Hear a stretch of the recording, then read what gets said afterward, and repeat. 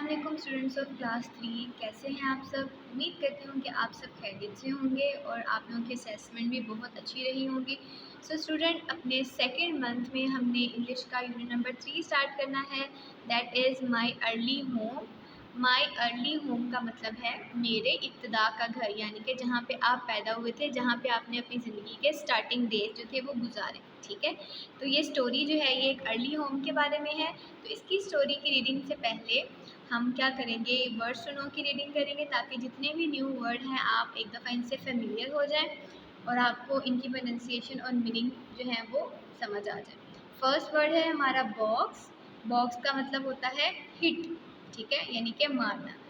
जैसे कि बॉक्सिंग होता है ना, एक तो बॉक्स डब्बा होता है, एक होता है बॉक्स, यानी कि बॉक्सिंग हिट करना, किसी को मारना। ठीक है। सेकंड वर्ड है ब्रूक।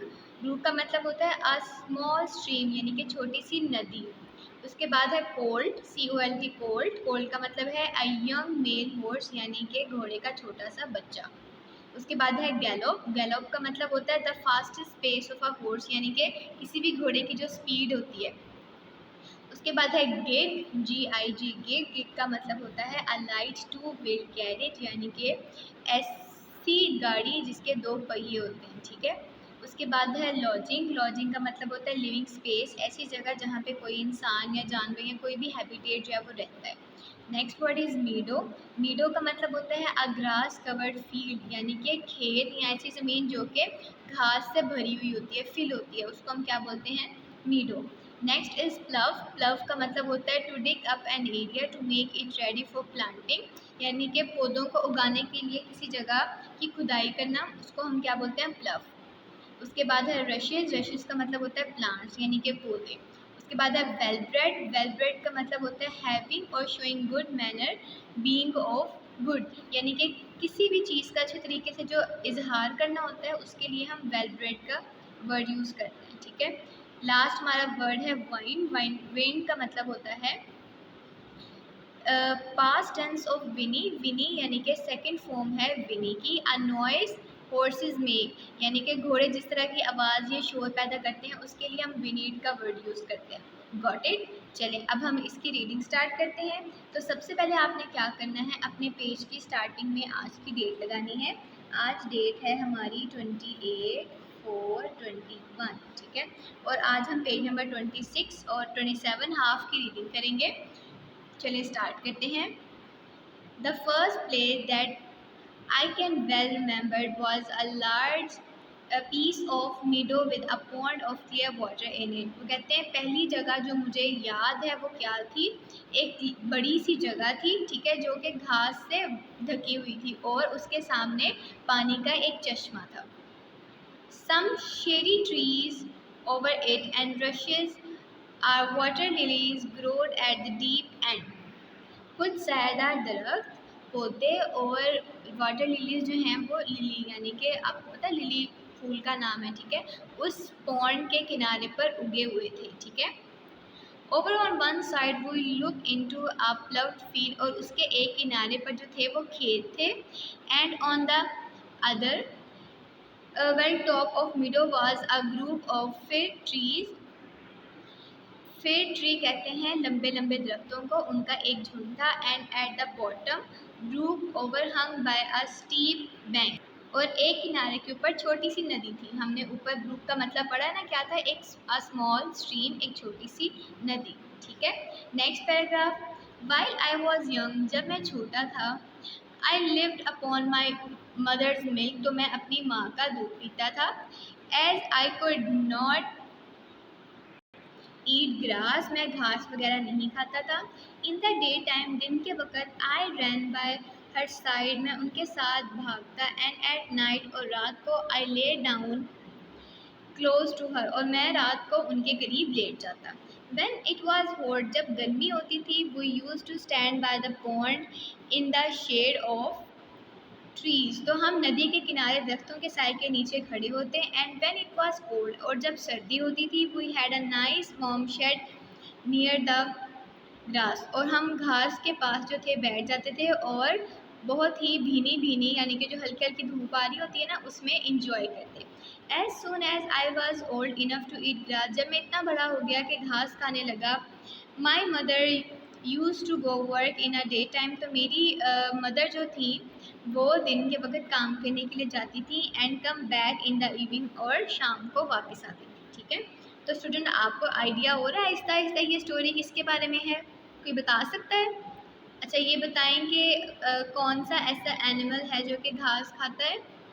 जी, गोट। और वेरी गुड, हॉर्स। तो ये हमारी स्टोरी किसके बारे में है?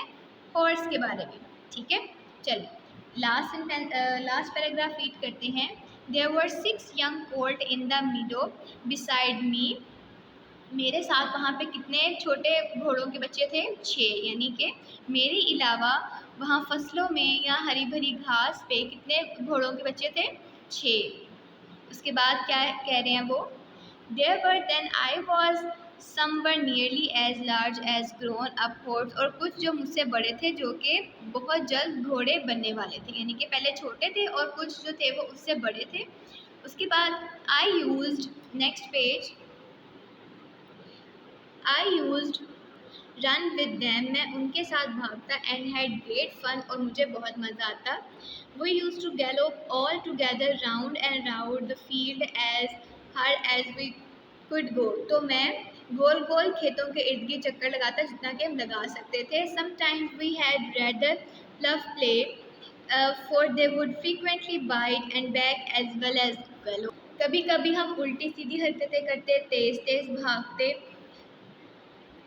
One day, when there was a good deal of my mother whinnying to me to come her, and then she said, I wish you to pay attention to what I am going to say to you। और जब मैं इतना बड़ा हो गया तो मेरी mother जो थी वो मेरे पास आई और मुझसे कहने लगी, I wish you to pay attention to what I am going to say, कि मैं तुम्हें जो भी कहने लगी हूँ मेरी ख्वाहिश है कि तुम उस पर गौर करो।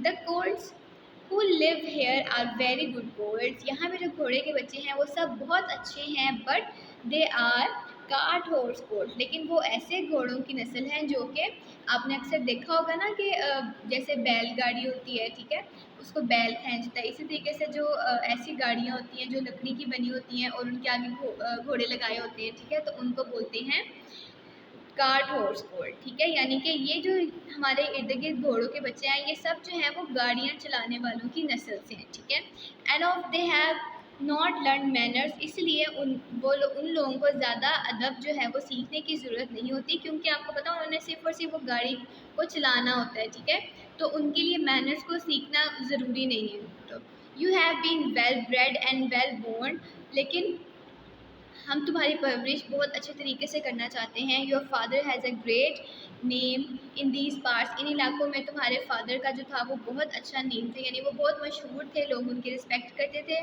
And your grandfather won the cup 2 years at the Newmarket races, और तुम्हारे ग्रैंड फादर किसे कहते हैं? दादा ने। ठीक है, और तुम्हारे दादा ने रेस में, यानी कि जो भागने की का कंपटीशन होता है उसमें 2 साल पहले कप भी जीता था। Your grandmother had the sweetest tempered any horse I ever know, और तुम्हारी दादी अम्मा का जो सलूक था वो सबसे अच्छा था, यानी कि वो बहुत ही स्वीट थी। And I think you have never seen the or bike, I hope you will grow up gentle and good and never learn bad ways. मैं चाहती हूँ कि तुम बहुत अच्छे तरीके से परवान चढ़ो, यानी कि बड़े हो, तमीज़ सीखो, अच्छे तरीके से सबसे बात करो, काइंड रहो यानी कि रहम दिल रहो, बैड वेज यानी कि गलत काम जो है वो ना सीखो। Do your work with a good will, अच्छे तरीके से अपना काम करो। Lift your feet up well, अच्छे तरीके से अपने पाँव को ऊपर उठाना सीख लो। When you trot and never bite or kick even in play, और खेल के दौरान भी तुम्हें किक किसे कहते हैं भला? ठोकर मारने को। ठीक है, तो ये सारे काम जो है वो तुम छोड़ दो और जो भी तुम काम करो उसे अच्छे तरीके से पूरा करो।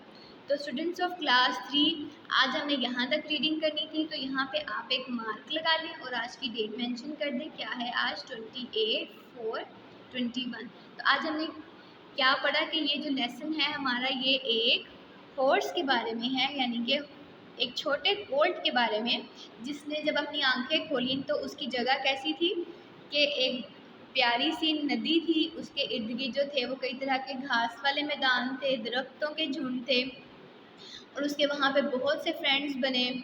कुछ अच्छे भी थे, कुछ उसकी एज के थे, कुछ बड़े भी थे उससे, ठीक है। और उसकी वो अपनी मदर और फादर के साथ वहाँ पे रहते थे। उसके फादर जो थे वो भी बहुत रिस्पेक्टेबल हॉर्स थे। उसके ग्रैंडफादर ने जो था वो रेस में कप जीता था। उसकी ग्रैंड मदर बहुत अच्छी थी, और उस कोर्ट की मदर जो थी वो भी चाहती थी कि वो भी अच्छे तरीके से अपनी ज़िंदगी गुजारे, एक अच्छा जो है वो हॉर्स बने, रिस्पेक्टेबल हॉर्स बने, ठीक है। तो वो उनको सारी वो बातें बताती हैं जो उसको अडॉप्ट करनी चाहिए। तो यहाँ तक आज हमने रीडिंग करनी थी। इसकी आपने अच्छे तरीके से रीडिंग करनी है करेक्ट प्रोनाउंसिएशन के साथ। इंशाल्लाह नेक्स्ट लेक्चर में हम इसको वाइंड अप कर लेंगे। टिल देन टेक केयर, अल्लाह हाफ़िज़।